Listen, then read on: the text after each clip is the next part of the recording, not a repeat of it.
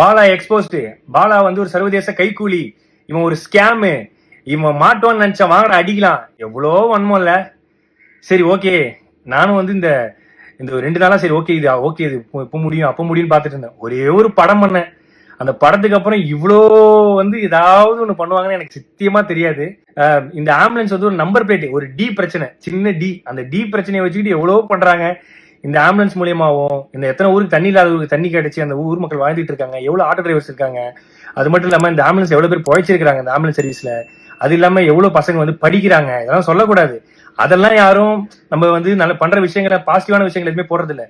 ஏதோ ஒரு சின்ன டி ஸ்டிக்கர் பிரச்சனை, அதை வச்சுக்கினு எக்ஸ்போஸ்டு முகத்திரை கிழிஞ்சது, அதுலயும் ஒருத்தர் போட்டிருக்காரு சர்வதேச கைக்கூலியா. ஐயா நான் தினக்கூலி, அது கூட பரவாயில்ல. இந்த ஹாஸ்பிட்டல் வந்து இவன் கட்டுறான், எப்படி இவனுக்கு உள்ள காசு? ஏங்க நான் ஈவென்ட் போறேன், நான் வந்து ஆங்கரிங் பண்றேன், நான் படம் நடிக்கிறேன், ஆட் ஷூட் பண்றேன், அதை தாண்டி நான் ஃபாரின் ஈவெண்ட்ஸ் போறேன். இதுலயும் வந்து இவருக்கு ஃபாரின்ல இருந்து யாரோ காசு தராங்க. யாருங்க காசு தருவா அந்த காலத்துல? என்கிட்ட ட்ரஸ்ட் கிடையாது, என்கிட்ட எந்த விதமான கிரவுண்ட் பண்ணி ஆக்டிவிட்டிஸ் பண்ற எதுவுமே கிடையாது. நான் சொந்தமா சம்பாதிக்கிறத மட்டும் தான், நான் டே நைட்டா ஓடி சம்பாதிக்கிறதா பண்றேன்.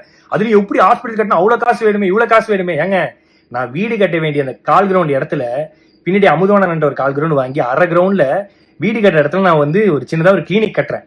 அதுக்கு வந்து சொல்றாங்க எப்படி வந்து இவருக்கு இவ்வளவு காசு கிடைக்குது? ஏங்க இதே நான் வந்து ஒரு 1.5 கோடி ரூபாய்க்கு லக்ஸரி காரும் ஒரு அடுக்குமாடி வீடும் கட்டியிருந்தா உனக்கு எந்த பிரச்சனையும் வந்திருக்காரு நிறைய பேர் சொன்னாங்க. பட் அந்த அடுக்குமாடி வீடுக்கு பதிலா அந்த ஹாஸ்பிட்டலும் இந்த லக்ஸரி காருக்கு பதிலாக ஆம்புலன்ஸ் வாங்கணும்னு நினைச்ச ஒரு விஷயத்தினால இவ்வளவு பிரச்சனை வருது. இப்ப கூட நான் வந்து எதுக்கு இந்த வீடியோ போறேன்னா, சரி ஓகே நேற்று இது முடிஞ்சிடும் நினைச்சேன்.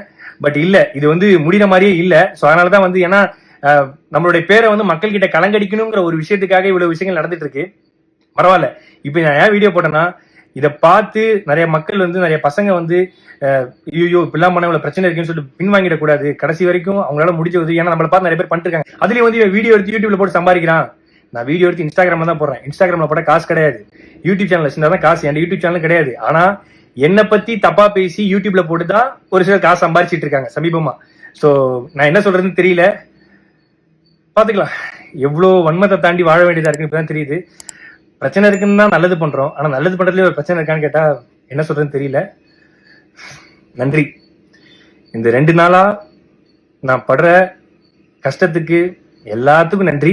ஆனா நீங்க பண்றதெல்லாம் பார்த்து நான் ஓட மாட்டேன். எனக்குன்னு மக்கள் இருக்காங்க, அவங்களுக்காக நான் கடைசி வரையும் ஓடுவேன்.